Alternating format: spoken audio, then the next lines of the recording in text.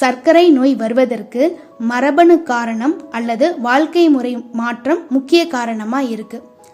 அதிகப்படியான மன அழுத்தம் காரணமா சர்க்கரை வியாதி வருதுன்னு பல ஆய்வுகளில் சொல்லியிருக்காங்க. சோர்வு, திடீர் எடை இழப்பு, அதிக தாகம், அதிக பசி, வறண்ட சர்மம், அடிக்கடி சிறுநீர் கழித்தல், இந்த தொந்தரவுகளும் உங்களுக்கு இருக்கு. சரி, இதை சுலபமான முறையில் ஒரு மூலிகை டீ மூலியமா உங்களோட சர்க்கரை வியாதியை நம்மளால கட்டுக்குள்ள வச்சுக்க முடியும். அது என்னன்னா உத்ரா அங்காடியில் கொடுக்குற டயபெட்டிக் டீ. இந்த டயபெட்டிக் டீல பூமி சர்க்கரை கிழங்கு இருக்கு. அது உங்க உடல்ல உள்ள ஒவ்வொரு உறுப்புகளையும் சுத்தப்படுத்தும். ஏலக்காய் இருக்கு, உங்களோட மனசோர்வை தடுக்கும்.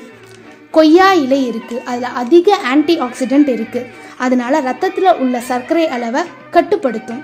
நாவல் கொட்டை இருக்கு, நாவல் கொட்டை பொடி பல சித்தர்கள் சொல்லியிருக்கிறாங்க, உங்களோட ரத்தத்தில் உள்ள சர்க்கரை அளவை கட்டுக்குள்ள வச்சுக்கும், உடலையும் ஆரோக்கியமாக வச்சுக்கும்.